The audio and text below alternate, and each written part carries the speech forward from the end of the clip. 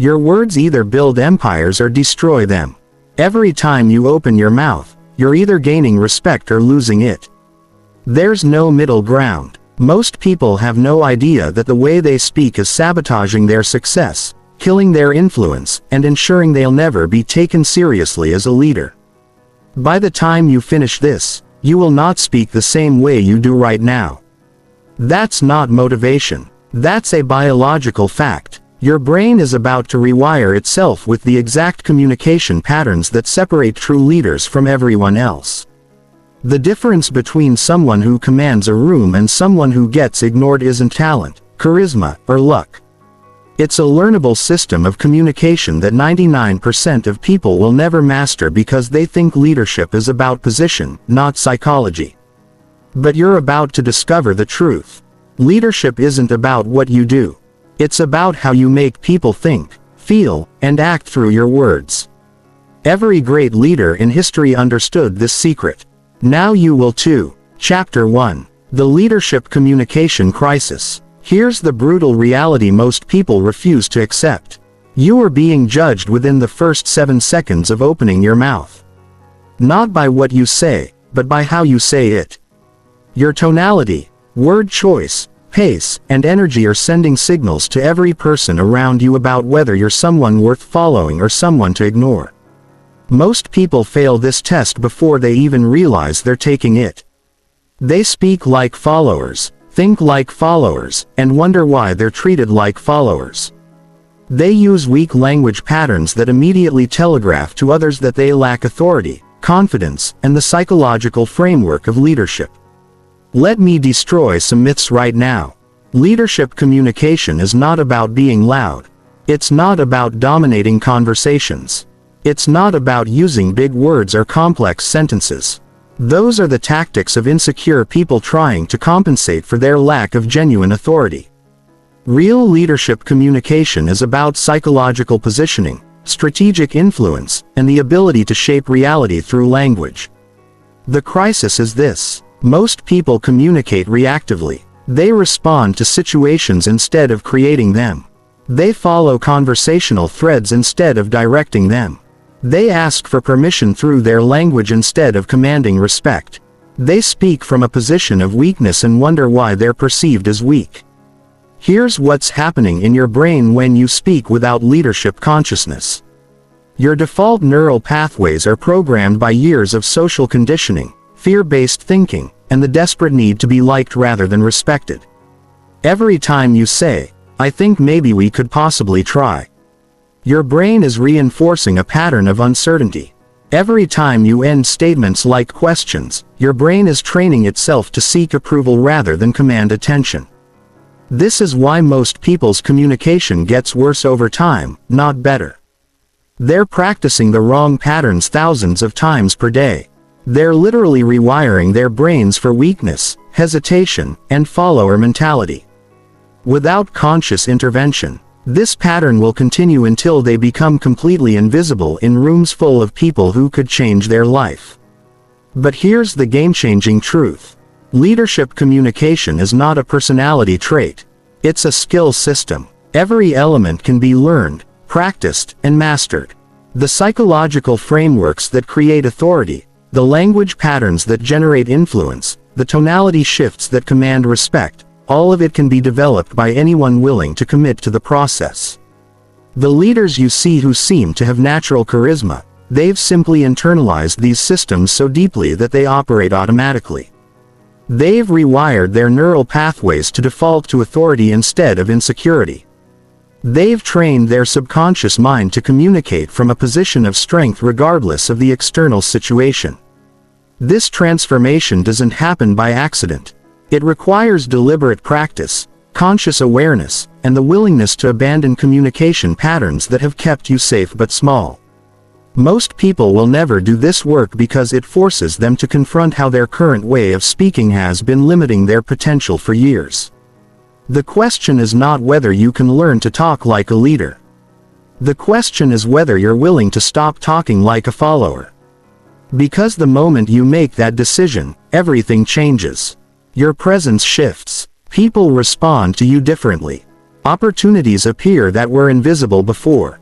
You stop asking for permission and start creating the reality you want. Chapter 2. The Authority Voice Formula. Authority is not something you have. It's something you create through every single word you speak. Most people think authority comes from position, title, or external validation. They're wrong. Authority comes from the psychological positioning you establish through your communication patterns. It's about training other people's subconscious minds to perceive you as someone worth listening to, following, and respecting. The Authority Voice Formula is built on 5 foundational pillars that separate leaders from followers at the neurological level. These aren't speaking tips or communication tricks. These are psychological principles that tap into the deepest patterns of human behavior and social hierarchy. Pillar 1 is certainty architecture. Leaders don't speak in possibilities. They speak in inevitabilities. While everyone else is saying, "I think we might be able to," leaders are saying, "We will accomplish this by implementing these specific steps." The difference isn't just semantic, it's neurological. When you speak with certainty, you're activating the confidence centers in other people's brains. You're literally rewiring their neural networks to associate your voice with competence and reliability. But certainty without substance is just arrogance. Real certainty comes from deep preparation, strategic thinking, and the ability to see outcomes that others miss. Leaders develop this by constantly expanding their knowledge, studying patterns, and building frameworks that allow them to predict results with accuracy. They earn the right to speak with certainty by doing the work that certainty requires. Pillar 2 is declarative dominance. Leaders make statements while followers ask questions. This doesn't mean never asking questions. It means understanding when to gather information and when to provide direction. Most people ask questions when they should be making declarations because they're afraid of being wrong. Leaders make declarations because they understand that leadership requires taking positions and defending them with evidence and logic. Declarative dominance means replacing "Do you think we should try this approach?" with "We're implementing this approach because it addresses our 3 core challenges." It means shifting from "What if this doesn't work?" to "When this succeeds, we'll expand the model to other departments." The psychological impact is immediate. People stop questioning your competence and start looking to you for answers. Pillar 3 is emotional regulation through tonality. Your voice is a psychological instrument that either creates calm confidence or transmits anxiety and uncertainty. Leaders understand that their emotional state becomes the emotional state of everyone around them. If you're speaking from a place of stress, that stress infects every person in the room. If you're speaking from a place of centered confidence, that confidence becomes contagious. Emotional regulation isn't about suppressing emotions. It's about channeling them strategically. Anger becomes focused determination. Frustration becomes problem-solving energy. Excitement becomes inspiring vision. Leaders don't let emotions control their voice. They use their voice to shape emotions in themselves and others. Pillar 4 is strategic pacing and pause power. Most people speak too quickly because they're afraid of losing attention or being interrupted. This creates the exact outcome they're trying to avoid. Rapid speech signals anxiety and uncertainty. Leaders understand that confidence speaks slowly because confidence isn't worried about being interrupted. Strategic pacing means allowing your words to land before moving to the next thought. It means using pauses to create emphasis, build tension, and allow important concepts to penetrate deeply into people's consciousness. When you slow down your speech and add intentional pauses, you force others to pay closer attention. You create space for your ideas to be fully processed and internalized. Pillar 5 is value-first communication. Leaders don't speak to fill silence or to hear themselves talk. They speak to add value, provide clarity, or move situations forward. Every word serves a purpose. Every sentence advances an objective. This means eliminating filler words, meaningless small talk, and the verbal clutter that dilutes your message and weakens your impact. Value-first communication requires preparation before entering any important conversation. Leaders know what outcome they want to create. what value they want to provide, and what next steps they want to establish. They don't wing it and hope for the best. They architect conversations to achieve specific results. When you combine these 5 pillars, something remarkable happens. Your communication becomes magnetically different from 99% of people around you. People start seeking your opinion, deferring to your judgment, and looking to you for leadership in situations where you have no official authority. This isn't manipulation. It's the natural result of communicating from a foundation of genuine competence and authentic confidence. Chapter 3. Strategic Silence and Pause Power. Silence is the most underestimated weapon in leadership communication. While everyone else is desperately filling every moment with words, leaders understand that what you don't say is often more powerful than what you do say. Strategic silence creates psychological space that forces others to reveal their true thoughts. Motivations and positions. Most people are terrified of silence. They experience it as awkwardness, pressure, or social failure. This fear drives them to talk when they should listen, to respond when they should reflect, and to fill space when they should create tension. Leaders have rewired their brains to experience silence as opportunity, not anxiety.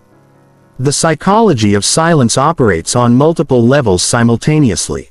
At the cognitive level, silence forces people to process what has just been said more deeply. When you make a statement and then pause, you're giving the other person's brain time to fully absorb your message. Without this processing time, your words often get lost in the mental noise of preparing their response. At the emotional level, silence creates a form of productive tension that motivates action. When you ask a powerful question and then remain silent, you're putting gentle pressure on the other person to provide a thoughtful answer. Most people will fill this space with more honesty and insight than they originally intended to share. At the social level, silence demonstrates confidence and self-control. People who are comfortable with silence signal that they don't need constant validation or attention. They're not afraid of their own thoughts or the thoughts of others. This comfort with silence is interpreted as leadership, maturity, and emotional strength. There are 5 specific applications of strategic silence that separate leader-level communicators from everyone else. The first is the post-statement pause. After making an important point, leaders pause for 3 to 5 seconds to allow the message to penetrate. This pause says, "What I just shared is significant enough to deserve your full consideration." It forces attention and creates emphasis without raising your voice or adding dramatic language. The second application is the question-response gap. When someone asks you a question, especially a challenging or complex one, resist the urge to respond immediately. Take 3 to 7 seconds to consider your answer. This accomplishes multiple objectives. It demonstrates that you take their questions seriously. It gives you time to formulate a more thoughtful response, and it signals that you're not reactive or defensive. The third application is strategic non-response. Sometimes the most powerful response to a statement or question is no response at all. When someone makes a comment designed to provoke, distract, or derail a conversation, leaders often choose silence instead of engagement. This refusal to take the bait demonstrates emotional regulation and keeps the conversation focused on what matters. The fourth application is the listening pause. During complex discussions or negotiations, leaders periodically pause the conversation to create space for others to contribute. Let me pause here and get your thoughts on what I've outlined so far. This technique accomplishes several things. It demonstrates respect for others' perspectives. It provides valuable feedback on how your message is being received. And it prevents you from overtalking your position. The fifth application is the decision pause. When faced with requests for immediate decisions or responses, leaders often say, "Let me think about that and get back to you with a complete answer." This pause prevents reactive decisions that they might regret later and signals that important matters deserve careful consideration. Mastering pause power requires retraining your nervous system's response to silence. Most people experience silence as pressure that must be relieved through speech. Leaders experience silence as space that can be filled strategically or left empty for maximum impact. This shift happens through deliberate practice and conscious rewiring of social anxiety patterns. The key is to start with shorter pauses in low-stakes situations and gradually build your comfort with longer periods of silence. Practice making statements and counting to 3 before continuing. Ask questions and resist the urge to rephrase or elaborate immediately. Allow others to fill the silence with their thoughts instead of filling it with more of your words.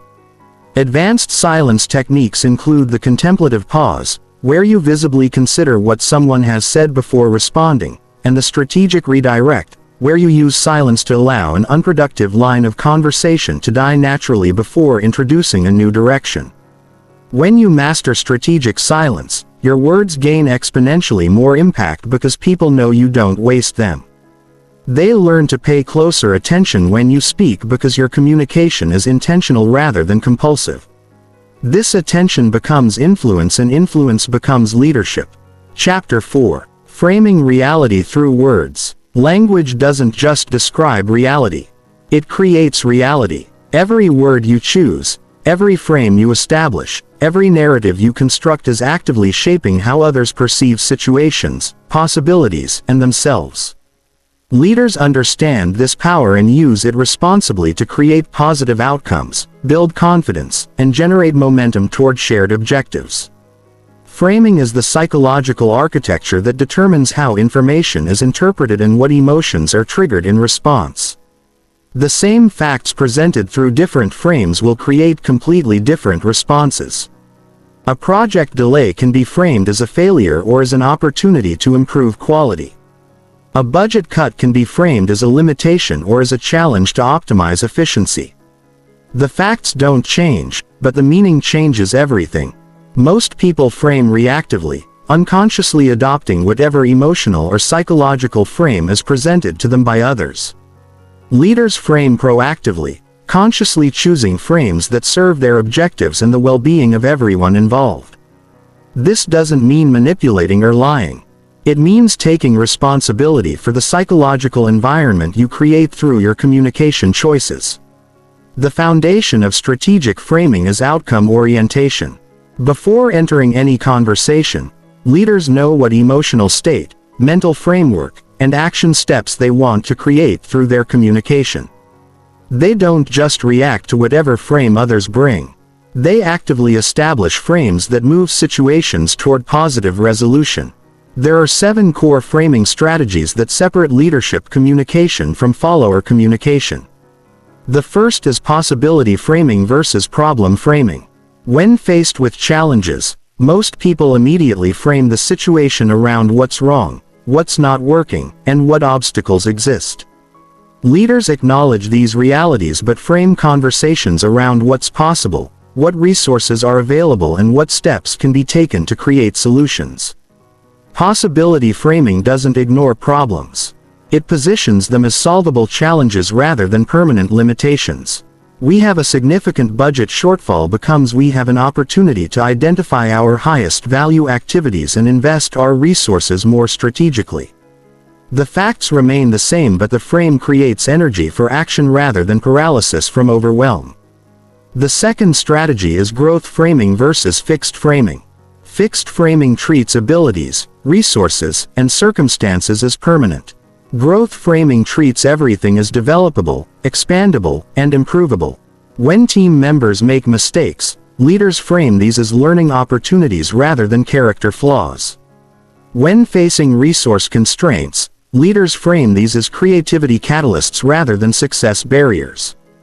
The third strategy is agency framing versus victim framing.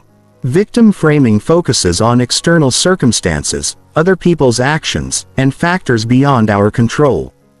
Agency framing focuses on available choices, possible actions, and areas where we can influence outcomes. Leaders consistently redirect conversations from what's happening to us toward what we can do about it. The fourth strategy is collaboration framing versus competition framing. Competition framing positions people and groups against each other in win-lose scenarios. Collaboration framing positions challenges as external problems that require collective action to solve. Instead of our department versus their department, leaders frame situations as our organization against external challenges. The fifth strategy is learning framing versus judgment framing. Judgment framing categorizes people and situations as good or bad, right or wrong, successful or failed. Learning framing treats every outcome as information that can improve future decisions. When projects don't achieve expected results, leaders frame these as data points that inform better strategies rather than evidence of incompetence. The sixth strategy is abundance framing versus scarcity framing. Scarcity framing operates from assumptions of limited resources, zero-sum competition, and not enough for everyone. Abundance framing operates from assumptions of creative possibilities, expanding opportunities, and multiple paths to success. Leaders help others see possibilities that scarcity thinking makes invisible. The seventh strategy is value framing versus cost framing. Cost framing focuses on what must be given up, invested, or risked. Value framing focuses on what will be gained, achieved, or created. When proposing new initiatives, leaders don't ignore costs, but they frame conversations around value creation rather than resource consumption.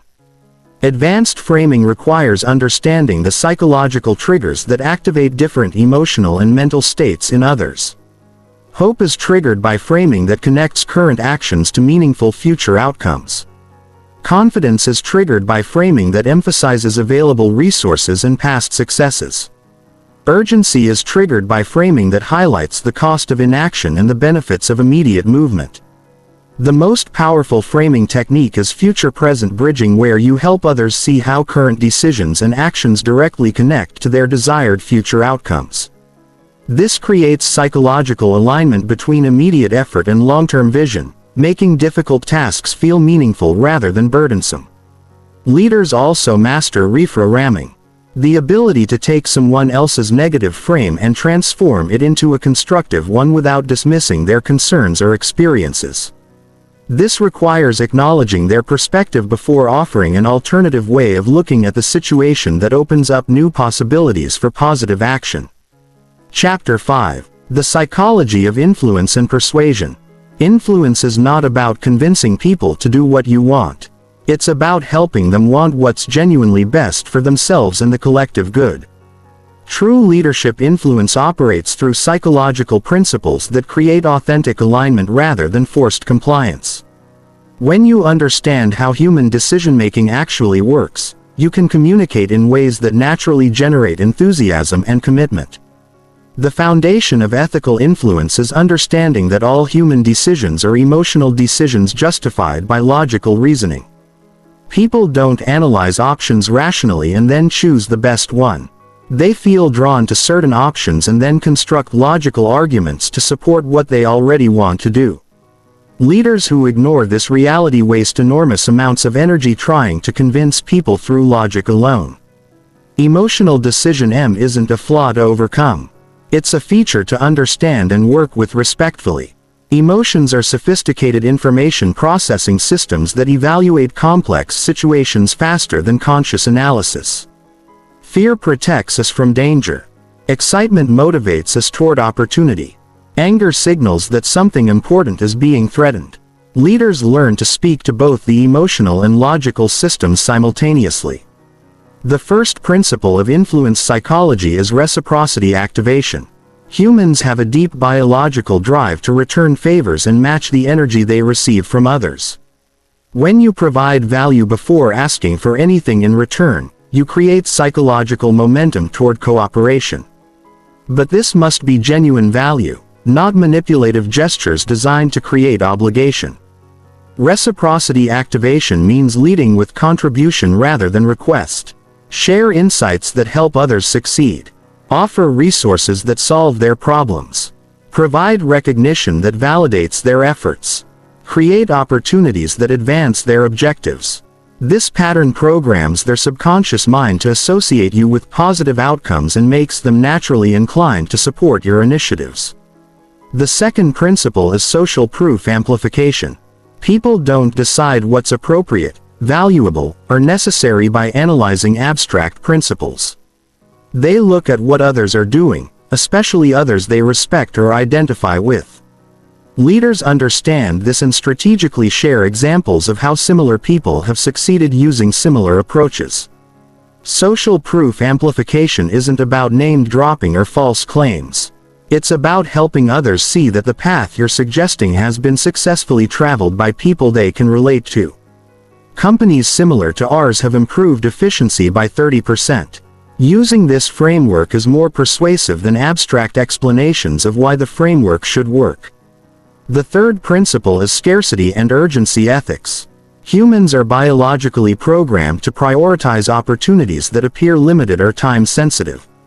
This isn't manipulation. It's accurate communication about reality. Most valuable opportunities do have time limits. Most resources are genuinely limited. Most windows of possibility do close if not acted upon promptly. Ethical scarcity communication means honestly representing the constraints and opportunities that actually exist. If a decision needs to be made by Friday to meet a project deadline, communicate that reality clearly. If budget allocations are being determined this quarter, help others understand what's at stake. Never create false urgency, but don't downplay genuine time sensitivity either. The fourth principle is commitment and consistency leverage.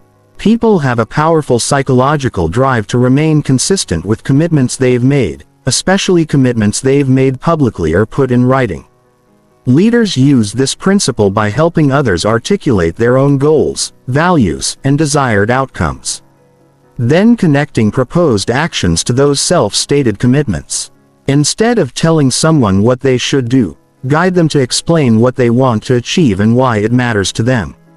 Then help them see how your suggested approach connects to their stated objectives. This creates internal alignment rather than external pressure. The fifth principle is authority positioning through competence demonstration. People naturally defer to those who demonstrate genuine expertise, experience, and successful track records. But authority can't be claimed. It must be demonstrated through knowledge, results, and the ability to solve problems others can't solve. Authority positioning means consistently providing insights that prove valuable, making predictions that prove accurate, and offering solutions that prove effective over time. This builds a reputation for competence that makes your words carry more weight in every conversation. The sixth principle is likability. Through authentic connection, people are more easily influenced by those they like, trust, and feel understood by. But likability can't be faked through superficial charm. It develops through genuine interest in others' success, consistent reliability, and the ability to find common ground while maintaining your own principles. The seventh principle is rational justification support. Even though decisions are made emotionally, people need logical reasons to feel good about their choices. Leaders provide these reasons by connecting emotional desires to rational benefits, statistical evidence, and strategic advantages. Advanced influence requires reading the psychological state of your audience and adapting your approach accordingly. Some people need time to process. Others need peer validation. Some respond to challenge while others need reassurance. The most influential leaders develop flexibility in their communication style while maintaining consistency in their core message. The ultimate goal of influence is not compliance but genuine enthusiasm.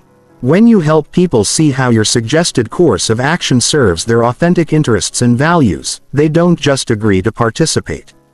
They become advocates who help others see the value as well. This creates exponential influence that extends far beyond your direct communication. Chapter 6. Mastering difficult conversations and conflict resolution. Most people avoid difficult conversations until they become impossible situations. They let problems fester, allow resentment to build, and watch relationships deteriorate because they lack the communication frameworks to navigate conflict constructively. Leaders understand that difficult conversations are not obstacles to avoid.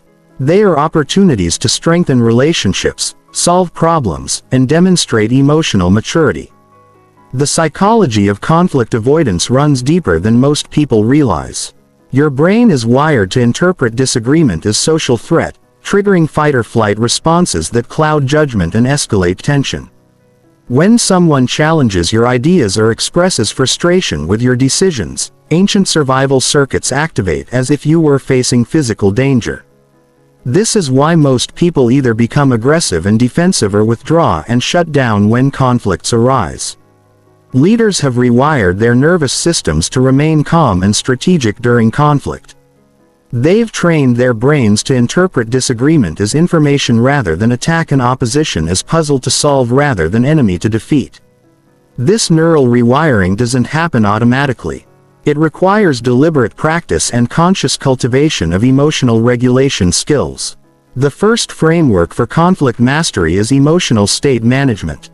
Before entering any difficult conversation, leaders ensure they're operating from a state of centered confidence rather than reactive emotion. This means taking time to process your own feelings privately before attempting to address the situation with others. If you're angry, frustrated, or defensive, your emotional state will contaminate the conversation and prevent productive resolution. Emotional state management includes physical preparation. Difficult conversations require more mental energy than normal interactions. So leaders ensure they're well rested, properly nourished, and physically relaxed before engaging. They also choose timing strategically, avoiding conversations when either party is stressed, rushed, or distracted by other concerns. The second framework is perspective preparation. Before addressing conflict, leaders invest time understanding the other person's viewpoint, motivations, and underlying concerns. This isn't about agreeing with their position. It's about developing genuine comprehension of how they see the situation. When people feel understood, they become exponentially more willing to listen and collaborate towards solutions. Perspective preparation means asking yourself specific questions. What legitimate concerns might be driving their behavior? What pressures or constraints might they be facing that I'm not aware of? What past experiences might be influencing their current reactions? How might my actions have contributed to this situation? This preparation prevents you from entering the conversation with a one-sided narrative that blocks mutual understanding. The third framework is outcome orientation. Most people approach difficult conversations focused on who's right, who's wrong, and who needs to apologize. Leaders approach these conversations focused on what outcomes will serve everyone's legitimate interests. They ask what needs to be true at the end of this conversation for both parties to feel respected and for the underlying issues to be genuinely resolved. Outcome orientation requires shifting from position-based thinking to interest-based thinking. Positions are what people say they want. Interests are why they want it. When you focus on underlying interests rather than stated positions, creative solutions become possible that satisfy everyone's core needs even when their initial positions seemed incompatible. The fourth framework is strategic vulnerability. Conflict resolution requires someone to take the first step toward openness and collaboration. Leaders often choose to model this vulnerability by acknowledging their own contributions to the problem and expressing genuine interest in understanding the other person's experience. This vulnerability isn't weakness, it's strategic courage that invites reciprocal openness. Strategic vulnerability means owning your part of the problem without taking responsibility for everything. I realize my decision to implement this change without consulting your team created frustration and additional work. Help me understand the specific impacts so we can address them effectively. This approach disarms defensiveness and creates space for productive dialogue. The fifth framework is solution-focused dialogue structure. Effective conflict conversations follow a specific sequence that prevents emotional escalation and maintains focus on resolution. First, acknowledge the other person's perspective and validate their feelings. Second, share your own perspective without attacking theirs. Third, identify shared interests and common ground. Fourth, brainstorm multiple solution options together. Fifth, agree on specific next steps and accountability measures. Advanced conflict resolution requires understanding the psychological dynamics that drive most interpersonal tensions. Many conflicts are not really about the surface issues being discussed. They're about deeper needs for respect, autonomy, recognition, or security. When you can identify and address these underlying needs, surface conflicts often resolve naturally. One of the most powerful conflict resolution techniques is the empathy bridge, where you demonstrate understanding of the other person's position so clearly that they feel heard and validated before you share your perspective. It sounds like you're frustrated because the new process is requiring twice as much documentation time and you're already working longer hours than you want to. Is that accurate? This validation creates psychological safety that makes collaborative problem solving possible. Another advanced technique is future-focused framing, where you help both parties visualize what successful resolution would look like and work backward to identify the steps needed to get there. What would need to be true 6 months from now for both of us to feel good about how we've handled this situation? This technique shifts focus from past blame to future solutions. Leaders also master the art of de-escalation when conversations become heated. This involves lowering your voice tone when others raise theirs, slowing down your speech pattern when others speak rapidly, and introducing longer pauses when others become reactive. These techniques activate mirror neurons that help calm the other person's nervous system. The ultimate goal of difficult conversations is not just to resolve immediate problems, but to strengthen relationships and build trust for future challenges. When conflicts are handled with skill, respect, and genuine care for everyone's well-being, they actually create deeper connection and mutual respect than existed before the conflict arose. Chapter 7. Building consensus and driving decision-making. Consensus is not about everyone agreeing. It's about everyone committing to support decisions, even when they have reservations. Most people confuse consensus with unanimity and waste enormous amounts of time trying to get everyone to see things the same way. Leaders understand that building consensus is about creating psychological buy-in through inclusive process, not identical opinions through extended debate. The psychology of consensus building operates on the principle of procedural justice. People are more willing to accept outcomes they disagree with if they believe the decision-making process was fair, transparent, and included their input.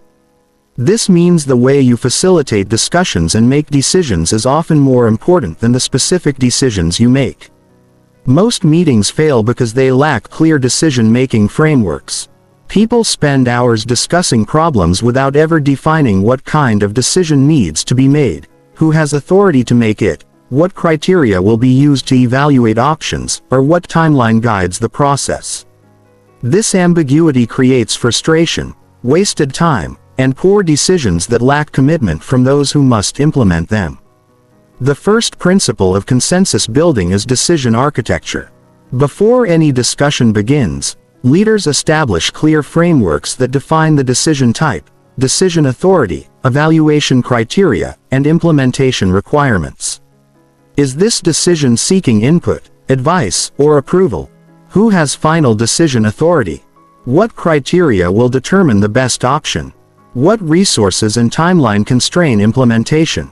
Decision architecture prevents the most common meeting failures, where discussions become circular because participants don't understand what kind of decision they're trying to make or what role their input will play in the final outcome. When people understand the process, they can participate more effectively and feel more confident that their contributions matter. The second principle is structured input gathering rather than open-ended discussions that allow the loudest voices to dominate. Leaders use specific techniques to ensure all relevant perspectives are heard and considered. This includes round-robin sharing, where everyone contributes before anyone responds, anonymous input collection where people can share concerns without social pressure, and small group breakouts that allow introverted participants to process thoughts before large group sharing. Structured input gathering also involves asking specific questions that elicit useful information rather than general opinions. Instead of "What do you think about this proposal?" leaders ask, "What potential implementation challenges do you see? And what additional resources would be needed for success? And how would this impact your current priorities?" These questions generate actionable information rather than abstract commentary. The third principle is tension normalization. Most people try to eliminate disagreement and tension during decision-making processes because they experience conflict as evidence that something is wrong. Leaders understand that tension between competing priorities, limited resources, and different perspectives is normal and valuable. The goal is not to eliminate tension, but to harness it for better decisions. Tension normalization means explicitly acknowledging competing interests and trade-offs rather than pretending they don't exist. We have a fundamental tension between speed and quality here, and any decision we make will involve trade-offs. Let's examine both sides clearly so we can make intentional choices about what to optimize for. This honesty creates trust and prevents unrealistic expectations about perfect solutions. The fourth principle is commitment calibration. After decisions are made, leaders ensure that everyone understands what specific actions they're committing to support, even if they preferred different options. This involves explicit discussion of implementation requirements, resource allocations, communication responsibilities, and success metrics. Commitment calibration addresses the gap between intellectual agreement and behavioral follow-through. People might nod their heads during meetings but fail to prioritize implementation tasks because they don't feel genuinely invested in outcomes they didn't prefer. Leaders bridge this gap by connecting individual roles to collective success and helping people find personal motivation for supporting group decisions. The fifth principle is dissent integration. Rather than discouraging disagreement, leaders actively seek out minority opinions and worst-case scenario analysis. They ask questions like, what are we not considering and what could go wrong with this approach and who would be most negatively affected by this decision? This integration of dissent leads to more robust decisions and prevents groupthink disasters. Advanced consensus building requires understanding the psychological profiles of different decision-making styles. Analytical thinkers need data and logical frameworks. Relationship-oriented people need to understand human impacts. Action-oriented individuals need clear implementation timelines. Visionary types need to see long-term possibilities. Effective leaders adapt their communication style to address all these perspectives during decision processes. One powerful technique is the premortem analysis, where teams imagine that their decision has failed 6 months in the future and work backward to identify what could have gone wrong.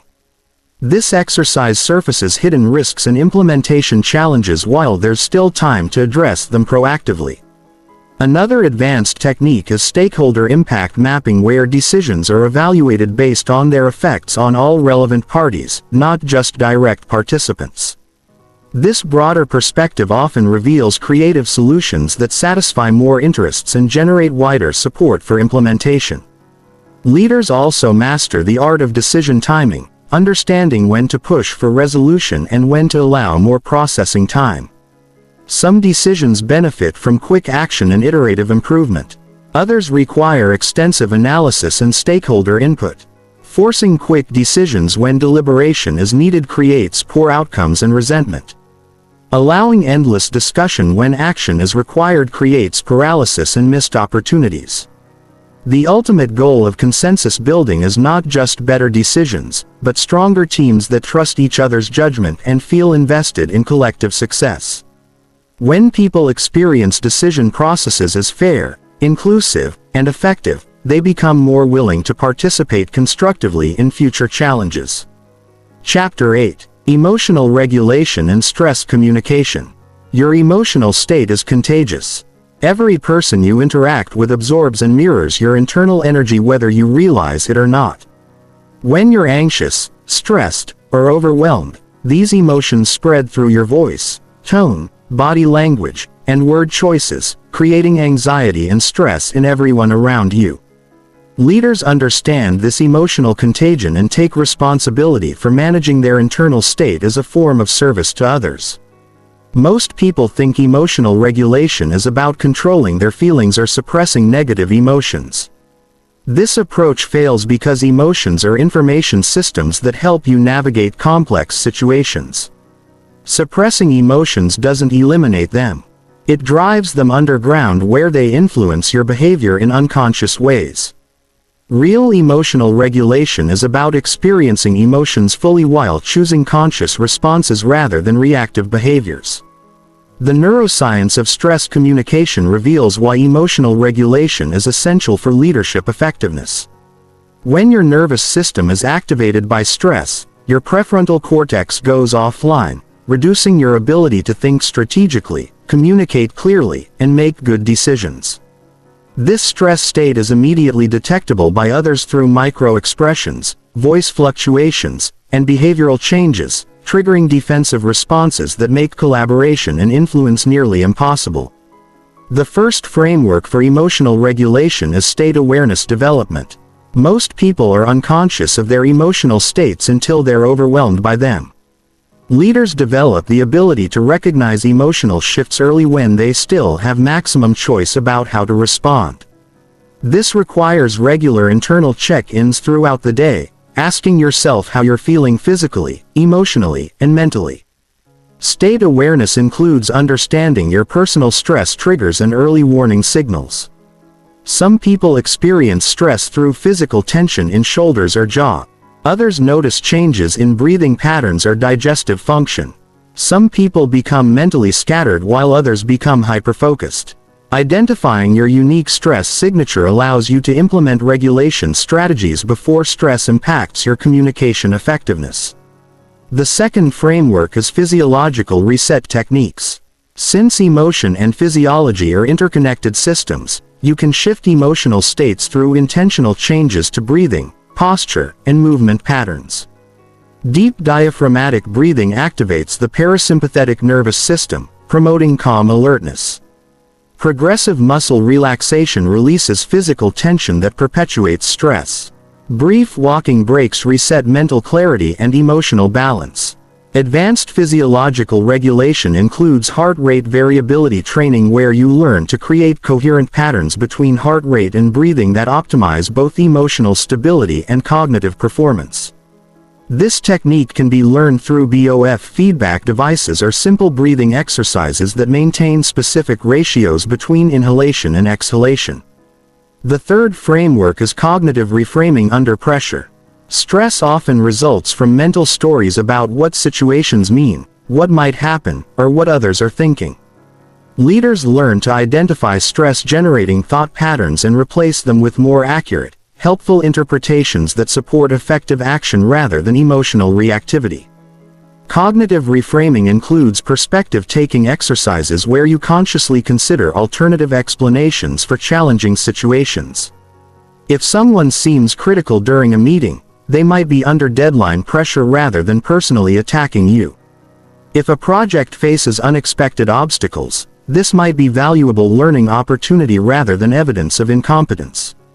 These alternative frames reduce stress and open up more creative response options. The fourth framework is strategic emotional expression. Emotional regulation doesn't mean emotional suppression. Leaders learn when and how to express emotions in ways that serve the situation and relationships involved.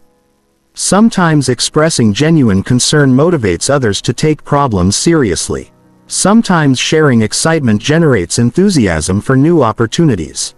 The key is choosing expression strategically rather than being controlled by emotional impulses. Strategic emotional expression includes matching your emotional energy to situational needs. Crisis situations often require calm, steady energy that reassures others and promotes clear thinking. Creative brainstorming sessions benefit from higher energy and enthusiasm that encourages risk-taking and innovation. Difficult feedback conversations need compassionate but direct energy that maintains respect while addressing problems clearly. The fifth framework is stress communication protocols. When you are experiencing stress that might affect your communication, leaders have specific strategies for maintaining effectiveness while managing internal challenges. This includes acknowledging stress when appropriate, adjusting communication timelines when possible, and using support systems to process emotions privately before engaging in important conversations. Stress communication protocols also include recognizing when to postpone difficult conversations until you can engage from a more regulated state. Attempting to address complex issues when you're overwhelmed often creates more problems than it solves. Leaders develop the self-awareness to recognize when they need processing time and the courage to ask for it. Advanced emotional regulation requires understanding the relationship between stress and communication patterns. Under stress, people often talk faster, use more absolute language, interrupt more frequently, and struggle to listen effectively. Leaders monitor these communication changes as early warning signals that emotional regulation strategies are needed. One powerful technique is the emotional weather report, where you briefly acknowledge your internal state to others when it might affect the interaction. I'm feeling some frustration about this situation and I want to make sure that doesn't interfere with our ability to solve it together. This transparency prevents others from personalizing your emotional energy and demonstrates emotional intelligence that builds trust. Another advanced technique is stress inoculation, where you deliberately practice emotional regulation skills in low-stakes situations so they're available during high-pressure moments. Just like physical fitness, emotional regulation requires regular exercise. To maintain effectiveness when it matters most, leaders also learn to recognize and respond appropriately to stress in others. When team members are overwhelmed, pushing them for quick decisions or additional commitments often backfires. Instead, helping them regulate their emotional state first creates conditions for more effective communication and better decision-making. Chapter 9. Vision Casting and Inspirational Messaging. Vision is not just about what you want to achieve. It's about creating a future so compelling that others willingly invest their time, energy, and resources to make it reality. Most people share goals and objectives but fail to cast vision because they describe destinations without creating emotional connection to the journey. Leaders understand that inspiration is not about logical benefits. It's about touching people's deepest desires for meaning, contribution, and transcendence. The psychology of inspiration operates through specific neurochemical pathways that create motivation and sustained effort. When people connect emotionally to meaningful outcomes, their brains release dopamine, norepinephrine, and other neurochemicals that increase focus, persistence, and creative problem-solving. This biochemical response is what separates inspired teams that achieve extraordinary results from ordinary teams that deliver mediocre performance. Most vision communication fails because leaders focus on what they want to accomplish rather than why it matters to the people whose support they need. They describe features instead of benefits, processes instead of outcomes, and organizational objectives instead of personal meaning. Effective vision casting requires understanding what genuinely motivates each audience and connecting your objectives to their authentic interests and values. The first principle of vision casting is future-present connection. Inspirational messaging helps people see clear links between current actions and meaningful future outcomes. This requires painting specific sensory-rich pictures of what success will look like and feel like. Not just abstract descriptions of improved metrics or achieved goals. Future-present connection means describing the experience of achievement, not just the fact of achievement. Instead of "we will increase market share by 15%. Leaders say, "Our customers will experience such exceptional service that they become our most enthusiastic advocates, bringing us referrals because they can't imagine working with anyone else." This emotional specificity creates psychological momentum toward action. The second principle is personal relevance integration. People don't invest deeply in abstract organizational objectives. They invest in opportunities to grow, contribute, and achieve outcomes that matter to them personally. Effective vision casting helps each person see how collective success serves their individual aspirations for professional development, financial security, creative expression, or social impact. Personal relevance integration requires knowing your audience's individual motivations and career objectives. Some people are driven by mastery and skill development. Others want recognition and advancement opportunities. Some seek work-life balance while others crave challenge and achievement. Leaders adapt their vision messaging to highlight the aspects that resonate most powerfully with each person's core motivations. The third principle is obstacle acknowledgement with solution confidence. Inspirational messaging doesn't ignore challenges or pretend that success will be easy. Instead, it acknowledges real obstacles while expressing confident conviction that these challenges can be overcome through intelligent strategy and sustained effort. This balanced approach builds credibility while maintaining optimism. Obstacle acknowledgement means specifically naming the difficulties that everyone knows exist rather than glossing over them with false positivity. This transformation will require learning new skills, changing established workflows, and investing significant time and energy. It will be challenging and some days will be frustrating, but the capability we'll build and the results we'll achieve will justify every bit of effort we invest. This honesty creates trust that supports long-term commitment. The fourth principle is collective agency emphasis. The most inspiring visions help people see themselves as essential contributors to meaningful outcomes rather than passive recipients of changes decided by others. This means using we language instead of you language and describing shared ownership of both challenges and successes. Collective agency emphasis includes specific role clarification that helps each person understand how their unique contributions fit into the larger success story. People need to see not just that their work matters but exactly how their work matters and why their specific skills and perspectives are necessary for achieving the vision. The fifth principle is values alignment demonstration. People invest most deeply in objectives that align with their core values and identity. Effective vision casting explicitly connects proposed outcomes to shared values like excellence, integrity, innovation, service or justice. This alignment creates intrinsic motivation that sustains effort through inevitable difficulties and setbacks. Values alignment demonstration requires understanding which values are genuinely shared within your organization or team. Not just which values are listed on websites or posters. Real values are revealed through what behaviors are rewarded, what decisions are prioritized, and what trade-offs are made when values conflict. Leaders connect vision to demonstrated values rather than aspirational ones. Advanced vision casting includes narrative structure that follows the classic hero's journey pattern. Current state represents the ordinary world. Challenges represent the call to adventure. Proposed changes represent crossing the threshold and vision represents the transformed world that results from successfully completing the journey. This narrative structure creates psychological engagement that logical arguments alone cannot achieve. One powerful technique is testimonial integration, where you share stories of similar organizations or individuals who have successfully achieved comparable transformations. These stories provide social proof that the vision is achievable while offering concrete examples of what success looks like in practice. Another advanced technique is incremental milestone celebration, where you break long-term vision into shorter-term achievements that provide regular evidence of progress and success.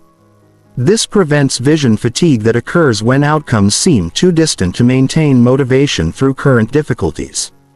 Leaders also master the art of vision reinforcement through consistent messaging that connects daily tasks to ultimate objectives. Every meeting, email, and conversation becomes an opportunity to remind people why their current efforts matter and how they contribute to meaningful outcomes. The ultimate goal of vision casting is not just temporary enthusiasm, but sustained commitment that survives setbacks and maintains energy through the inevitable challenges that accompany any significant achievement. Chapter 10: Crisis Communication and Damage Control. Crisis communication is where leadership communication skills are truly tested. When everything is going according to plan, anyone can sound competent and confident. But when unexpected challenges arise, when mistakes are discovered, or when external circumstances threaten important objectives, only true leaders can maintain credibility while navigating toward resolution. The psychology of crisis reveals why most people fail under pressure. When faced with unexpected problems, the human brain activates ancient survival circuits that prioritize immediate safety over strategic thinking. This neurological response triggers fight-or-flight reactions that narrow focus, reduce cognitive flexibility, and increase emotional reactivity. These responses are designed for physical threats, not complex organizational challenges, which is why they often make crisis situations worse rather than better. Most crisis communication fails because leaders either deny reality hoping problems will disappear or panic and share incomplete information that increases anxiety and confusion. Effective crisis communication requires a completely different approach that acknowledges problems honestly while maintaining confidence in your ability to find solutions and implement them effectively. The first principle of crisis communication is immediate acknowledgement with context. When problems arise, stakeholders need to know three things quickly. You are aware of the situation. You understand its significance and you are taking action to address it. Delays in communication create information vacuums that get filled with speculation, rumors, and worst-case assumptions. Immediate acknowledgement means resisting the natural impulse to gather complete information before saying anything. In crisis situations, partial communication is better than silent communication because silence is interpreted as either ignorance or dishonesty. Leaders provide regular updates even when those updates contain limited new information because consistent communication demonstrates active management of the situation. The second principle is responsibility ownership without defensive justification. When mistakes contribute to crisis situations, leaders acknowledge these mistakes clearly and completely without making excuses or blaming others. This ownership builds credibility and trust that becomes essential for maintaining support during recovery efforts.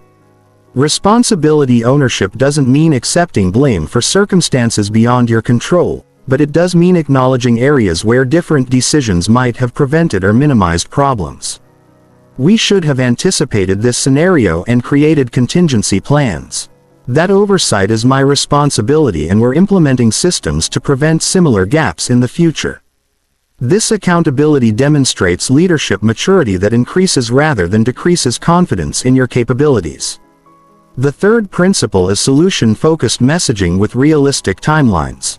After acknowledging problems and accepting appropriate responsibility, leaders shift focus to action plans that address both immediate symptoms and underlying causes. This messaging provides hope and direction while maintaining credibility through realistic timeline estimates. Solution-focused messaging means describing specific steps being taken rather than vague assurances that everything will be fine. We are implementing 3 immediate measures to address this situation. First, we are reallocating resources from Project A to ensure adequate support for the affected systems. Second, we are bringing in external consultants with specialized expertise. Third, we are establishing daily check-ins to monitor progress and adjust our approach based on results. The fourth principle is stakeholder-specific communication adaptation. Different audiences need different types and levels of information during crisis situations. Senior executives need strategic overview and financial implications. Team members need tactical guidance and role clarity. Customers need service impact information and timeline expectations. Investors need risk assessment and recovery projections. Stakeholder-specific communication prevents the common mistake of using one-size-fits-all messaging that overwhelms some audiences with unnecessary detail while leaving others without information they need to make appropriate decisions. Leaders develop multiple versions of crisis updates tailored to each audience's concerns and decision-making needs. The fifth principle is emotional regulation modeling under pressure. During crisis situations, everyone looks to leaders for emotional cues about how serious the situation is and how confident they should feel about resolution possibilities. Leaders who remain calm, focused, and strategically optimistic help others maintain the emotional stability necessary for effective problem solving. Emotional regulation modeling doesn't mean false optimism or minimizing genuine concerns. It means demonstrating that you can think clearly and act decisively even when facing difficult circumstances. This emotional stability becomes contagious and helps teams maintain performance levels during challenging periods. Advanced crisis communication includes transparent uncertainty acknowledgement rather than pretending to know more than you actually know. Effective leaders clearly distinguish between known facts, reasonable assumptions, and unknown variables. We know that the system failure affected approximately 30% of our customer base. We believe the root cause is related to the software update implemented yesterday, but we haven't confirmed this yet. We don't know exactly how long repairs will take, but we're committed to providing updates every 4 hours until resolution is complete. One powerful technique is stakeholder partnership invitation, where you ask for specific support from others rather than trying to handle everything independently. We need your help to minimize customer impact during this repair period. If you could prioritize communication with your highest value accounts and provide them with regular updates, that would allow our technical team to focus entirely on resolution. Another advanced technique is lessons learned integration, where you explicitly describe what changes will be implemented to prevent similar problems in the future. This forward-looking perspective demonstrates that current pain is generating long-term value through improved systems and processes. Leaders also master the art of crisis closure communication that officially marks the end of emergency status while reinforcing lessons learned and appreciation for everyone's efforts during the difficult period. This closure prevents crisis mentality from becoming permanent organizational culture. The ultimate goal of crisis communication is not just to survive difficult periods, but to emerge from them with stronger relationships, better systems, and increased confidence in your leadership capabilities. Teams that successfully navigate crisis together often develop deeper trust and more effective collaboration than existed before the crisis occurred. Chapter 11. Advanced Persuasion and Negotiation Mastery. Negotiation is not about winning or losing. It's about finding solutions that serve everyone's legitimate interests while advancing your strategic objectives. Most people approach negotiations as battles where one side must defeat the other, creating adversarial dynamics that prevent optimal outcomes for anyone involved. Leaders understand that the most powerful negotiations create value for all parties while establishing relationships that support future collaboration. The psychology of negotiation reveals why traditional adversarial approaches fail to achieve sustainable results. When people feel threatened or pressured, their brains activate defensive responses that narrow thinking, reduce creativity, and increase resistance to compromise. These neurological reactions make it nearly impossible to find innovative solutions that could benefit everyone involved. Advanced negotiation begins long before you sit down at the table. The preparation phase determines whether negotiations will be successful or frustrating for everyone involved. This preparation includes understanding not just your own objectives but the underlying interests, constraints, and motivations of everyone else involved in the process. The first framework for negotiation mastery is comprehensive interest analysis. Most people focus on positions what they want rather than interests why they want it. Positions often appear incompatible, while underlying interests frequently offer opportunities for creative solutions that satisfy everyone's core needs. Interest analysis requires investigating the deeper motivations behind stated positions. If someone insists on a specific timeline, what pressures or opportunities are driving that requirement? If they demand particular contract terms, what risks are they trying to mitigate or what benefits are they hoping to secure? Understanding these underlying interests opens up solution possibilities that remain invisible when you only consider surface positions. This analysis must include your own interests as well. Many people enter negotiations with unclear objectives or conflicting internal priorities that prevent them from recognizing good opportunities when they arise. Before any important negotiation, leaders clarify their must-haves, their nice-to-haves, and their deal breakers while remaining flexible about how these interests might be satisfied. The second framework is strategic relationship management. Every negotiation exists within the context of ongoing relationships that extend far beyond the immediate transaction.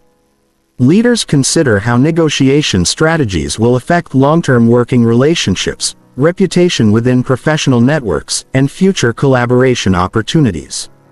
Strategic relationship management means choosing approaches that achieve your objectives while maintaining respect and goodwill with other parties.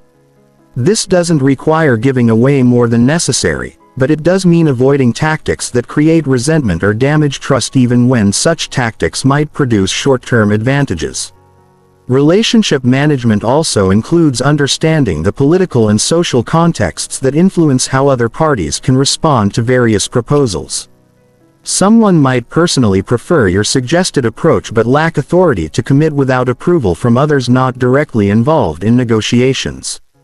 Effective negotiators help others navigate these internal dynamics rather than pressuring them to exceed their actual decision-making authority. The third framework is value creation through option generation. Traditional negotiations assume fixed resources that must be divided between competing parties. Advanced negotiations focus on expanding available value through creative problem solving that addresses multiple interests simultaneously. Value creation requires moving beyond simple trade-offs toward integrated solutions that provide benefits neither party could achieve independently. This might involve timing adjustments that reduce costs for one party while creating advantages for another. Resource sharing that provides access neither party could afford alone, or creative structuring that addresses different types of interests through different types of benefits.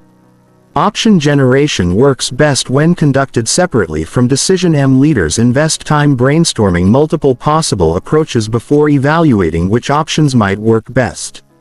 This separation prevents premature rejection of ideas that initially seem impossible but could become viable through modification or combination with other approaches. The fourth framework is anchoring and framing strategy. The way issues are presented and discussed significantly influences how they are perceived and evaluated by all parties involved.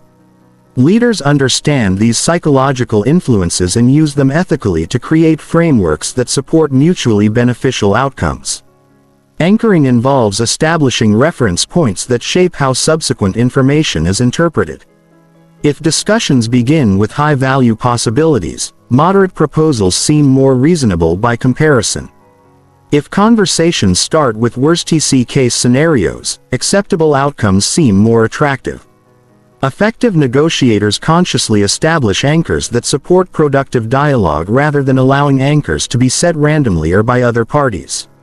Framing involves presenting information in contexts that highlight particular aspects while de-emphasizing others. The same proposal can be framed as an investment in future opportunity or as a cost that reduces current resources. Neither frame is false, but different frames activate different psychological responses that influence decision-making processes. The fifth framework is tactical flexibility with strategic consistency. Successful negotiations often require adjusting approaches based on how other parties respond to different strategies. Leaders develop multiple tactical options while maintaining consistent focus on their core strategic objectives. Tactical flexibility means recognizing when current approaches aren't generating progress and shifting to different methods without abandoning fundamental interests. If logical analysis isn't resonating, try emotional appeals. If detailed proposals aren't working, step back to broader principles. If individual meetings aren't productive, suggest group discussions or external facilitation. Strategic consistency means maintaining clear focus on ultimate objectives even when tactics change dramatically. This consistency prevents you from getting so caught up in negotiation dynamics that you agree to outcomes that don't serve your actual interests, or from becoming so invested in particular approaches that you miss better opportunities. Advanced negotiation techniques include the strategic concession pattern, where you make calculated compromises that encourage reciprocal movement from other parties while signaling your willingness to collaborate toward mutually acceptable solutions. Effective concessions demonstrate good faith without weakening your negotiating position or setting expectations for disproportionate compromise. Another powerful technique is the alternative scenario presentation, where you help other parties understand the consequences of not reaching agreement versus the benefits of successful collaboration. This isn't threat but rather clear communication about opportunity costs and comparative advantages of different possible outcomes. Leaders also master the art of deadline and urgency management, understanding when time pressure supports negotiation objectives and when it creates counterproductive stress that prevents optimal decision. Sometimes negotiations benefit from extended timelines that allow complex solutions to emerge.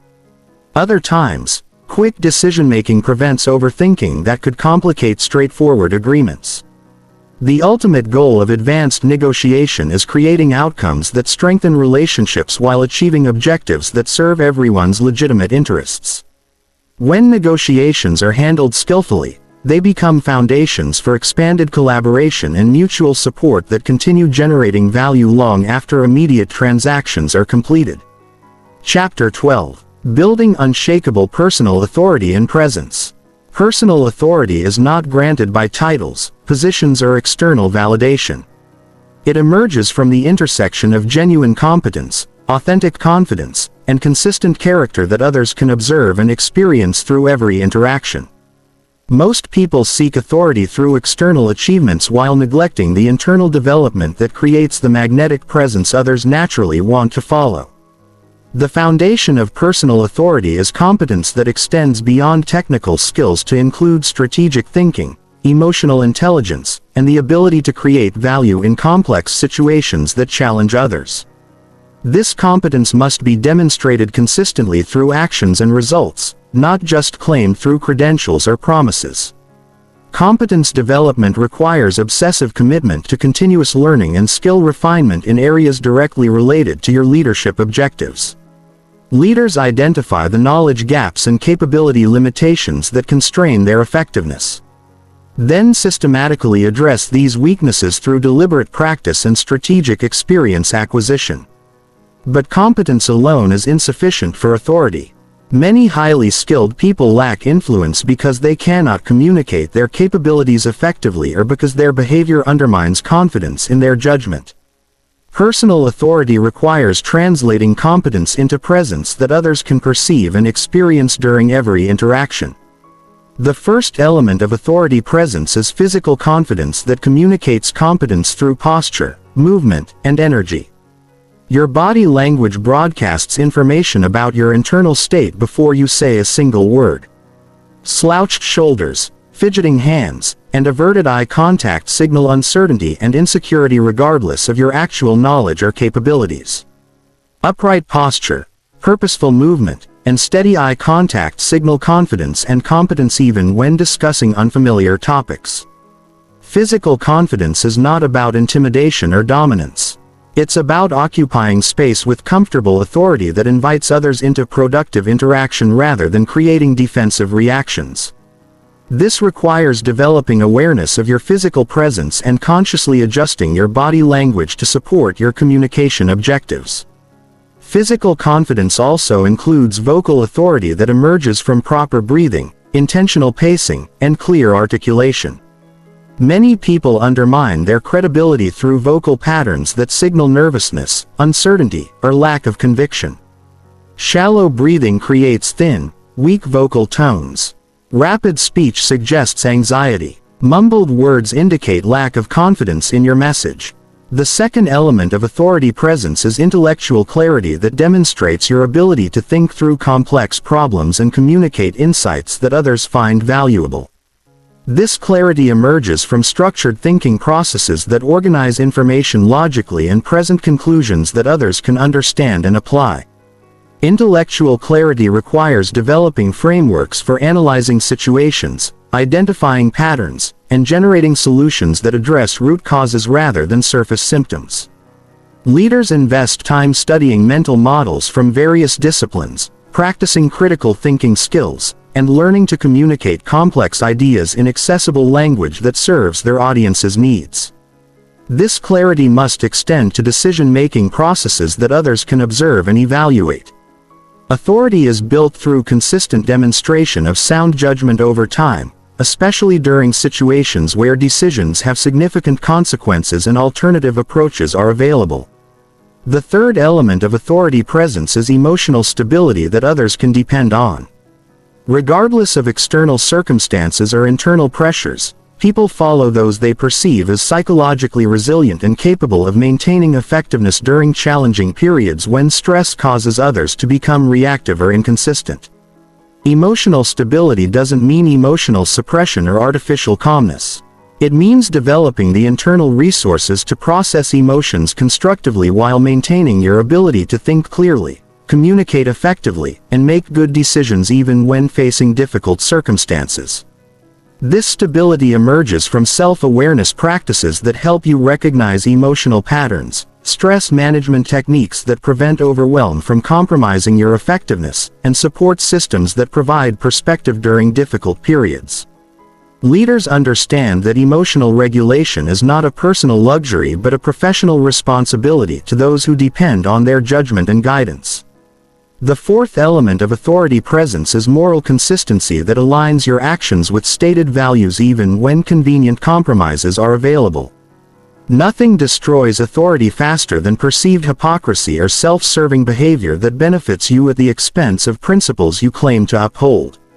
Moral consistency requires identifying your core values and making decisions that honor these principles even when alternative choices might provide short-term advantages. This consistency creates trust that becomes the foundation for influence that extends far beyond formal authority structures. Moral consistency also includes accepting responsibility for mistakes and failures rather than deflecting blame or making excuses that protect your ego while undermining others' confidence in your character. Authority is built through accountability that demonstrates integrity and creates safety for others to acknowledge their own mistakes and learn from failures. The fifth element of authority presence is strategic generosity that provides value to others before asking for anything in return. This generosity might involve sharing knowledge, providing opportunities, offering support, or creating connections that benefit others' professional development and personal success. Strategic generosity is not manipulation or transaction-based relationship building. It's authentic investment in others' success that creates goodwill and demonstrates your commitment to collective outcomes rather than purely personal advancement. This approach builds networks of mutual support that amplify your influence and create opportunities that individual effort alone could not generate. Advanced authority development requires understanding that presence is contextual. The behaviors that create authority in creative environments differ from those that work in analytical settings. The communication styles that build influence with senior executives differ from those that resonate with frontline employees. Leaders develop adaptability that allows them to maintain authentic presence while adjusting their approach to different audiences and situations. One crucial aspect of authority building is managing the paradox of confidence and humility. Authority requires projecting confidence in your capabilities while remaining open to feedback, new information, and alternative perspectives. This balance prevents the arrogance that alienates others while avoiding the self-deprecation that undermines credibility. Another important element is reputation management through consistent behavior over extended periods. Authority is built through accumulated evidence of competence, character, and judgment that others observe directly or hear about through credible sources. This reputation becomes a form of social capital that creates opportunities and amplifies influence across multiple contexts. Leaders also understand that authority must be earned repeatedly through consistent performance rather than assumed based on past achievements.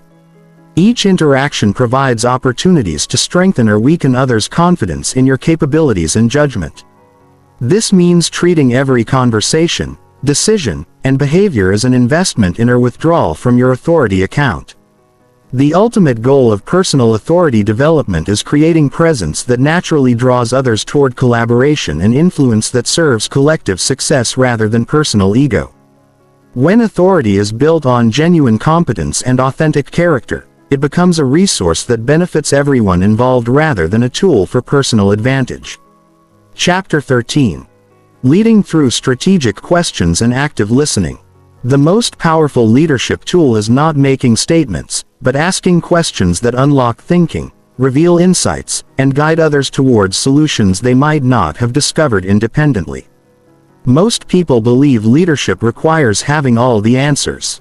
But true leaders understand that the right questions often create more value than the perfect answers.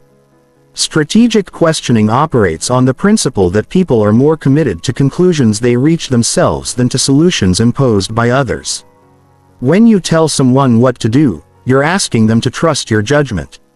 When you help them discover what to do, you're developing their judgment while creating ownership of both the process and the outcome. The psychology of questions reveals why they are so powerful for influence and development. Questions activate the analytical centers of the brain, forcing people to process information more deeply than they do when passively receiving answers. This deeper processing creates stronger understanding, better retention, and more creative problem solving than results from being told what to think. Questions also demonstrate respect for others' intelligence and capabilities. When you ask thoughtful questions, you're communicating that you value their perspective and believe they have insights worth exploring. This respect creates psychological safety that encourages honesty, creativity, and genuine engagement in problem-solving processes. But not all questions are equally powerful. Random questions create confusion and frustration. Leading questions manipulate rather than explore. Superficial questions waste time without generating insight. Strategic questions are carefully crafted to achieve specific objectives while genuinely seeking valuable information. The first category of strategic questions is awareness-building questions that help people see situations more clearly and completely. These questions expand perspective by directing attention to aspects of problems or opportunities that might otherwise remain invisible. Awareness-building questions include: what patterns do you notice when you step back and look at this situation over time? What assumptions are we making that might not be accurate? What would someone completely outside this industry notice about our approach? What are we not seeing because it's too familiar or obvious? These questions prevent tunnel vision and groupthink by encouraging broader, more objective analysis. They help people move beyond their initial impressions toward deeper understanding that reveals options and solutions that weren't apparent during superficial examination. The second category is assumption-challenging questions that surface and examine the beliefs, expectations, and mental models that shape how people interpret situations and evaluate options. Many poor decisions result from unexamined assumptions that seem so obviously true that they're never questioned. Assumption-challenging questions include: what would have to be true for this approach to succeed? What evidence do we have that supports this belief? What might happen if the opposite of our assumption were actually accurate? What are we taking for granted that might not be as certain as it appears? These questions create cognitive flexibility that opens up new possibilities for action. They prevent overconfidence and premature closure while encouraging more thorough analysis that leads to better decisions. The third category is possibility. Expanding questions that help people see options and opportunities beyond their initial ideas. When facing challenges, most people quickly fixate on the first solution that comes to mind rather than exploring the full range of available approaches. Possibility-expanding questions include: what else could we try? What would we do if our current approach were impossible? What options would we consider if we had unlimited resources? What would success look like if it were completely different from what we're currently imagining? These questions prevent premature commitment to suboptimal solutions while encouraging creative thinking that often leads to breakthrough approaches that wouldn't emerge through conventional problem-solving processes. The fourth category is priority-clarifying questions that help people identify what matters most when facing multiple competing demands or conflicting objectives. Without clear priorities, people waste time and energy on activities that don't advance their most important goals. Priority-clarifying questions include: if you could only accomplish one thing, what would create the most value? What are the consequences of delaying action on this issue? What would happen if we did nothing at all? What outcomes would you be unwilling to compromise regardless of other pressures?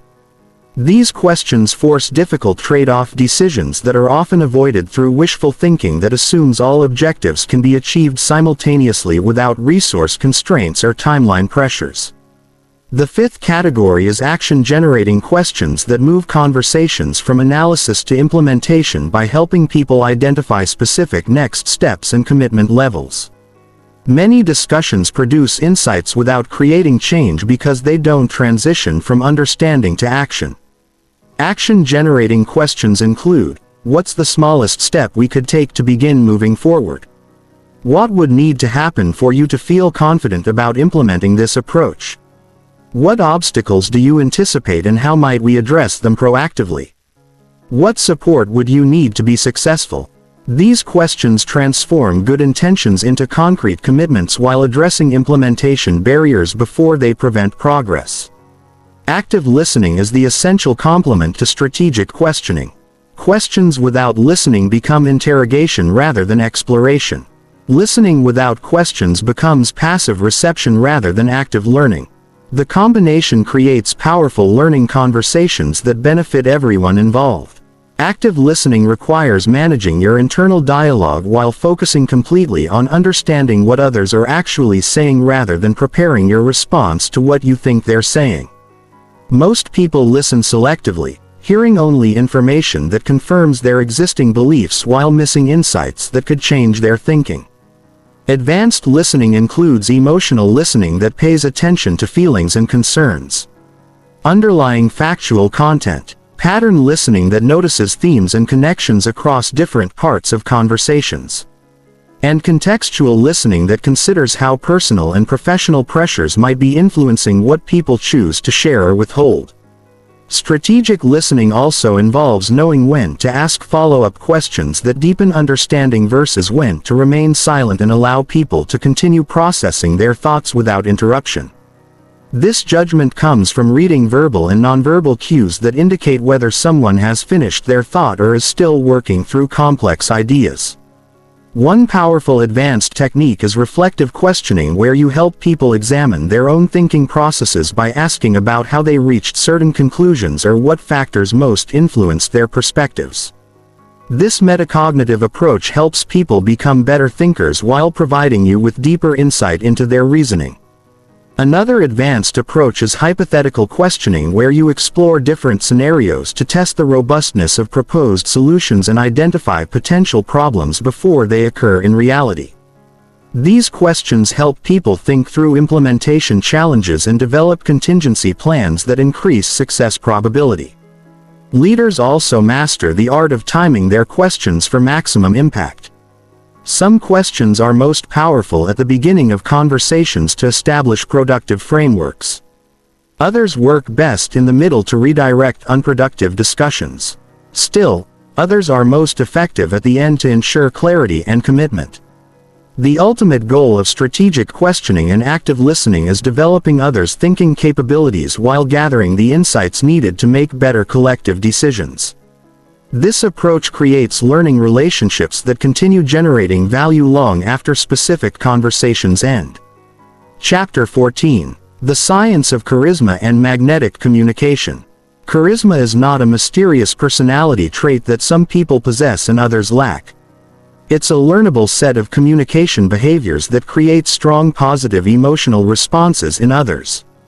When you understand the psychological and neurological mechanisms that generate charismatic attraction, you can develop these capabilities systematically rather than hoping they emerge naturally. The science of charisma reveals that magnetic attraction results from specific patterns of verbal and nonverbal behavior that activate reward centers in other people's brains. These patterns signal competence, confidence, and genuine interest in others' well-being, creating neurochemical responses that feel like inspiration, trust, and motivation to engage more deeply. Most people misunderstand charisma as either manipulation or inborn talent.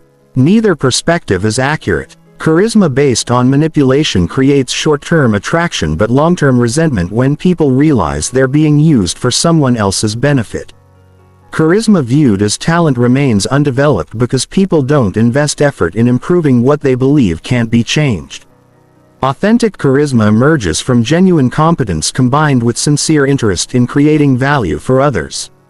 This combination generates magnetic attraction that serves everyone involved rather than exploiting others for personal gain. The key is developing specific skills that allow your authentic value to be perceived and experienced by others. The first component of charismatic communication is presence that communicates complete attention and engagement with the current moment and the people sharing it. Most people broadcast distraction through their body language, eye contact patterns, and verbal responses, creating experiences of partial attention that feel unsatisfying to others. Charismatic presence requires eliminating all forms of multitasking during interpersonal interactions. This means putting away devices, stopping internal mental conversations about other topics, and focusing completely on understanding and responding to the people in front of you. This level of attention is so rare that it creates immediate positive impact. Physical presence includes posture that signals confidence without arrogance, eye contact that demonstrates interest without intensity, and facial expressions that match the emotional context of conversations. These nonverbal behaviors must be congruent with verbal content to create authentic charismatic impact. The second component is emotional expressiveness that allows others to experience your personality, enthusiasm, and genuine reactions rather than presenting neutral or guarded emotional facades. Charismatic people allow appropriate emotions to show through their voice tone, facial expressions, and gesture patterns. Emotional expressiveness doesn't mean dramatic or artificial behavior. It means allowing your authentic emotional responses to be visible when they add value to interactions.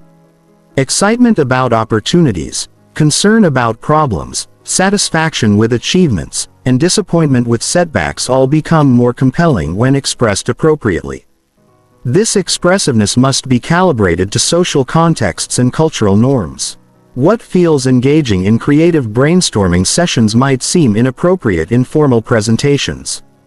What works in casual conversations might not work in serious decision-making meetings. Charismatic leaders develop sensitivity to contextual requirements while maintaining authentic emotional availability. The third component is verbal fluency that demonstrates your ability to articulate ideas clearly, tell engaging stories, and use language that creates vivid mental images in others' minds. Charismatic communication goes beyond basic clarity to create experiences that people remember and want to share with others. Verbal fluency includes storytelling capabilities that transform abstract concepts into concrete experiences through narrative structure, sensory details, and emotional arc. Stories engage multiple areas of the brain simultaneously, creating stronger impact than logical arguments or statistical presentations alone. Advanced verbal fluency also includes metaphor and analogy usage that helps people understand complex ideas through comparison to familiar experiences. These linguistic tools make difficult concepts accessible while demonstrating creative thinking that others find intellectually stimulating. The fourth component is genuine curiosity about other people's perspectives, experiences, and expertise. Charismatic leaders ask thoughtful questions, listen carefully to answers, and demonstrate that they value what others have to contribute. This curiosity creates experiences of being interesting rather than just finding others interesting. Genuine curiosity requires overcoming the self-focus that drives most social interactions where people spend mental energy preparing their next comment rather than fully understanding what others are sharing. Charismatic people reverse this pattern by becoming genuinely interested in learning from every interaction. This curiosity must extend beyond superficial topics to include understanding others' motivations, challenges, aspirations, and unique perspectives. When people feel that you're genuinely interested in understanding them as individuals, they become more interested in engaging with you and supporting your objectives. The fifth component is optimistic energy that communicates possibility, hope, and confidence in positive outcomes without ignoring real challenges or legitimate concerns. Charismatic leaders help others see opportunities and solutions while acknowledging obstacles and difficulties. Optimistic energy is not false positivity or naive cheerfulness. It's realistic optimism based on genuine competence and past evidence that challenges can be overcome through intelligent strategy and sustained effort. This optimism becomes contagious because it's grounded in actual capability rather than wishful thinking. This energy must be sustainable rather than manic. Charismatic leaders maintain consistent positive energy over extended periods rather than cycling between artificial highs and inevitable crashes. This consistency creates reliability that others can depend on during both good times and difficult circumstances. Advanced charisma development includes understanding how to adapt your communication style to different personality types while maintaining your authentic core. Some people respond best to high-energy enthusiasm while others prefer calm confidence. Some appreciate detailed analysis while others want big-picture vision. Charismatic leaders develop versatility in their communication approach. One crucial aspect of charisma is vulnerability that demonstrates your humanity and creates permission for others to be authentic rather than perfect. This vulnerability must be strategic rather than overwhelming, sharing appropriate challenges and uncertainties that help others relate to you as a real person rather than an untouchable figure. Another important element is humor that creates positive emotional experiences and demonstrates your ability to find lightness even in serious situations. Effective humor must be inclusive rather than divisive, clever rather than crude, and spontaneous rather than forced. The ability to help others laugh and smile creates memorable interactions that build relationship foundations. Charismatic leaders also master the art of recognition and appreciation that helps others feel valued and significant. This recognition must be specific rather than generic, focusing on particular contributions or qualities that demonstrate you've paid attention to their individual efforts and characteristics.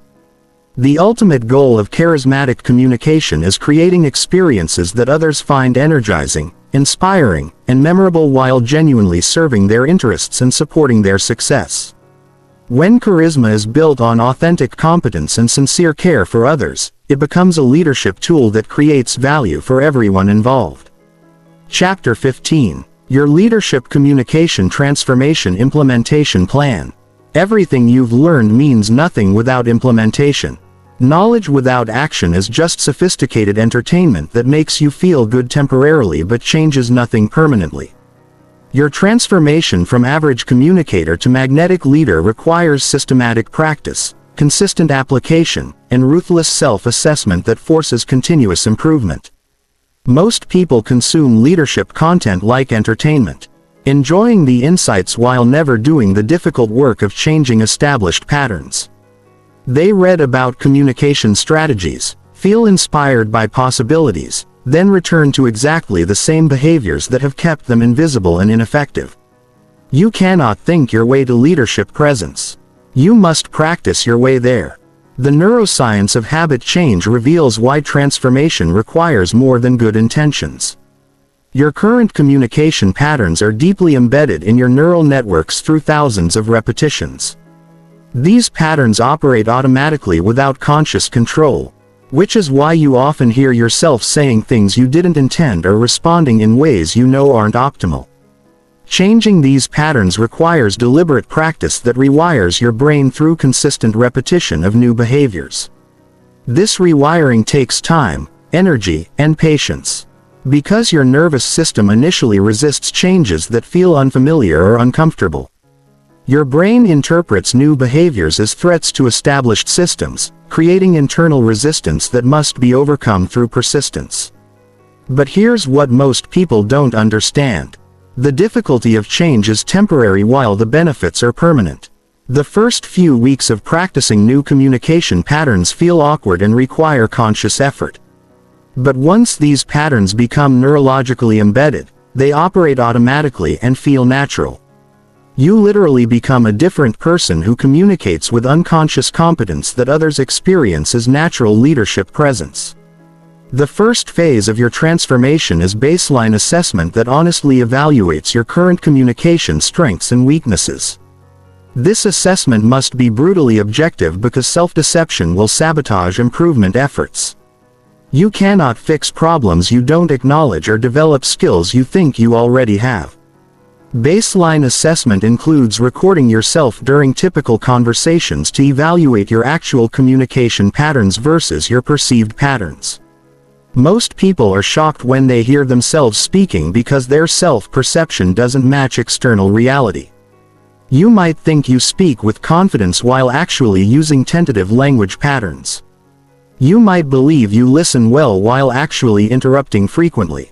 This assessment should also include gathering feedback from trusted colleagues or friends who can provide honest perspectives on how your communication affects others.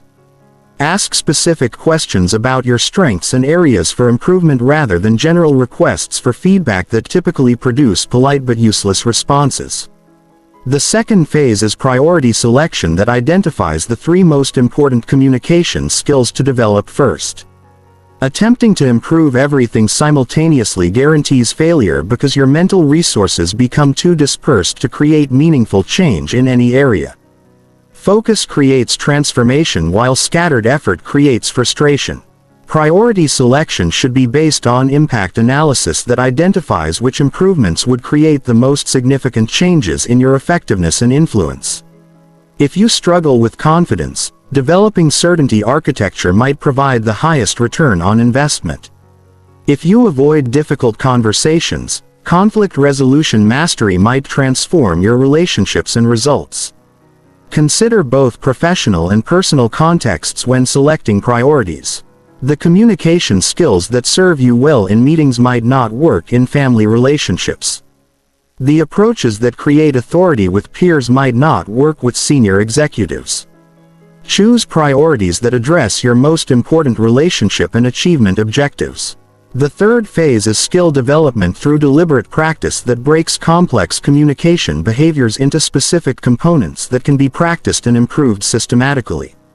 This practice must be more intensive and focused than casual conversation because only deliberate practice creates the neural changes required for permanent improvement. Deliberate practice includes role-playing difficult scenarios before they occur in real life. Practicing specific language patterns until they become automatic. And working with coaches or practice partners who can provide immediate feedback and accountability. This practice should feel challenging and sometimes uncomfortable because comfort zones don't produce growth. Create specific practice schedules that dedicate time to communication skill development, rather than hoping improvement will happen through normal daily interactions. Professional athletes don't improve through games alone. They improve through focused practice sessions that isolate specific skills for intensive development. The fourth phase is real-world application that systematically implements new skills in increasingly challenging situations.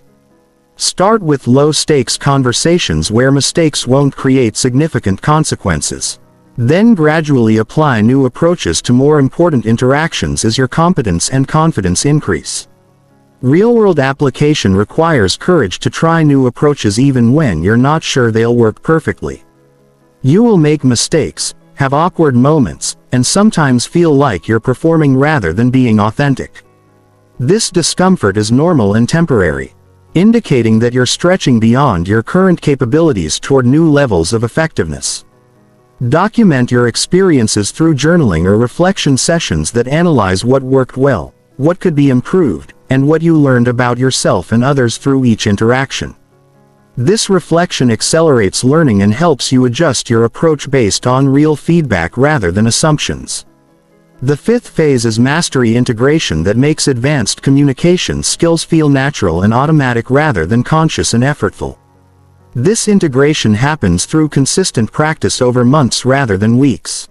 As complex skills require extended time to become neurologically embedded, mastery integration includes developing situational awareness that allows you to adapt your communication approach based on context, audience, and objectives without losing authenticity or effectiveness. You learn to read environments quickly and adjust your style while maintaining your core communication principles. Advanced practitioners also develop teaching capabilities that allow them to help others improve their communication skills. Teaching forces deeper understanding and provides additional practice opportunities while creating value for others and building your reputation as a communication leader. The final element of transformation is sustainability systems that ensure continued improvement rather than gradual regression to old patterns without ongoing development. Communication skills atrophy just like physical fitness. Leaders create habits and systems that maintain and expand their capabilities throughout their careers. Sustainability includes regular self-assessment that identifies new areas for improvement as your responsibilities and contexts evolve. The communication skills that serve you as an individual contributor may be insufficient for management roles. The approaches that work in your current industry might not work if you change fields. Create accountability partnerships with others who are also committed to communication excellence, providing mutual support and feedback that maintains motivation for continued growth. Join professional organizations or learning groups that expose you to new ideas and higher standards of communication effectiveness.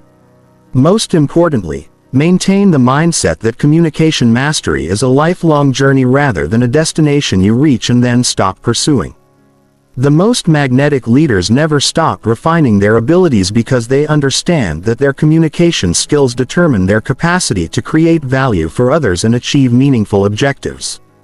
Your transformation begins the moment you start practicing rather than just consuming. Every conversation becomes an opportunity to apply what you've learned. Every interaction becomes a chance to build your leadership presence. Every challenge becomes training for greater influence and impact. The question is not whether you can become a magnetic leader who commands respect and creates extraordinary results through communication mastery. The question is whether you will commit to the deliberate practice required to make this transformation reality. Your future depends on your answer to that question, and that answer will be revealed through your actions over the next 90 days.